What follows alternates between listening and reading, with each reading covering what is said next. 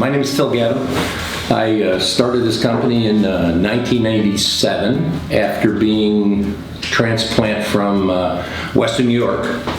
And I moved here from Rochester, New York, and like I said, 77, and worked for my uncle at a major home building company for 10 years. And then I decided I really looked to do something a little more interesting and a little more, with a little more understanding of where I wanted to go for my future. We always did remodeling, but I really focused on new construction initially. We did both. And then we ended up being selected to do the centerpiece in the Indianapolis Home Show for 2 years. We did it back to back in the early 90s. And the first time we did a steel house because it was interesting. It was, no one had done it before, and we got a lot of good press coverage. The second time we did it with all manufactured products, and we were just looking for something to talk about, something to show. And we designed a home that we won an award for called Generation. The award was from Better Homes and Gardens, and it was called the Generation Home, Better Homes for All America. And the Generation Home was conceptually a 2-bedroom home with pre-planned expansions. 2-car, 3-car garages, dining pavilions, a second floor. So it evolved, and in the Indianapolis Home Show, it's just like Disney. You go in cattle lines back and forth as you turn. We had an easel set up, so as you made that turn, you could say, oh, this is the dining pavilion. This is the garage on the next time. This is the unfinished upstairs. Now here's the finished upstairs. And so we gave somebody something to do. But what it did is it didn't backfire, but what it did is it took us in a direction of remodeling, because people Harriet would grab Henry and say, Henry, look at this. We can do this to our house.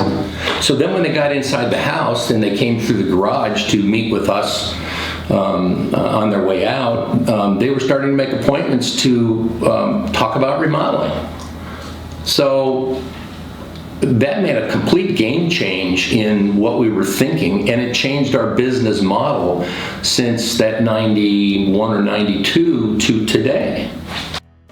We sat down and we talked to the folks about, what exactly are you trying to accomplish? Why are you trying to accomplish that? And of course, budget. What kind of budget do you think is a good investment in this particular house in this neighborhood? And that led to our changing our entire business model to fully focus on design and building in the remodeling world.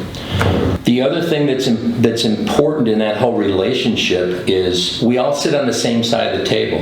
In the design build process, the old way was you have a client, you have an architect or designer, and you have the builder. And it's historically everybody else's fault. And that's not helpful. When there is any kind of an issue, it's always our fault. Or at least we're the ones that are going to take care of it and make sure that it gets done right. So it's just a different approach. It's a give and take approach. It's not a quote and hope, approach.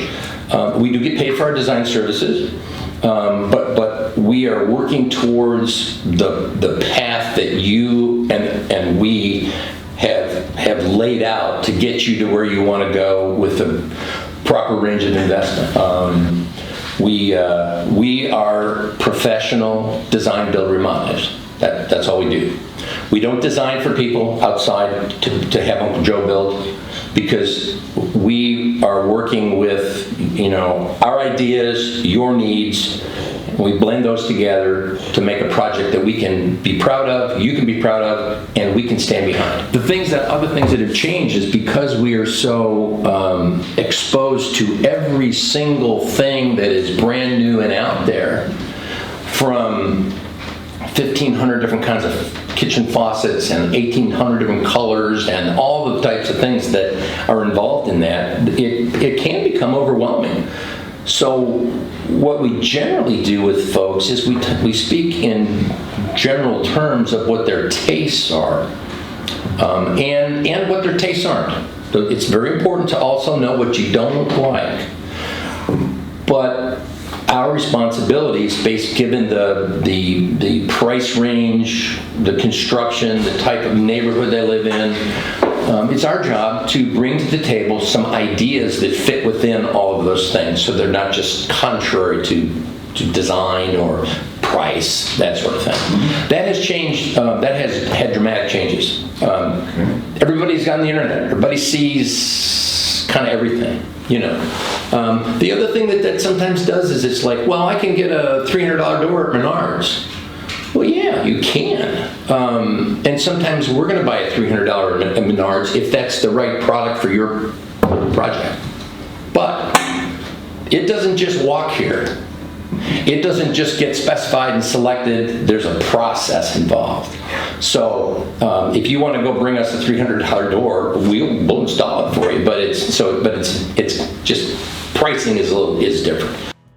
And we all work with where are we now, where are we going to go, and what's the cost range when we start, and what's important is what's the exact cost when we're done, given some allowances and given some changes and that sort of thing. So people can be confident that they're making a wise investment, and they know what the investment is. So we've been doing this since 1987, so 37, 8 years, whatever. And we've had lots and lots of client experiences. We've had great client experiences.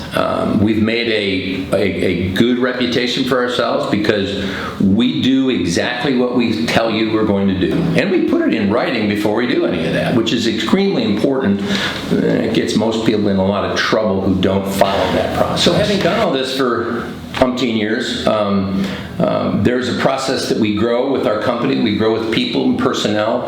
And thankfully, I have a partner that we transitioned through from the time, this is my son Jason, from the time that he was 19-year-old and shoveling gravel, up until the point that he's now president of the company. And for the last 4 or 5 years, he's taken over more and more parts of the pieces, starting at vice president, general manager, and then working his way up. My theoretic last day in office is April 9th of 2024. And the reason for that is everyone always said, Phil, when are you going to retire? And they keep thinking, well, it's a dark day in hell. Well, on April 9th of 2024, we have in Indiana a total eclipse of the sun. And it's going to be the dark day in Indiana. So that's the day that I'm not coming into the office anymore.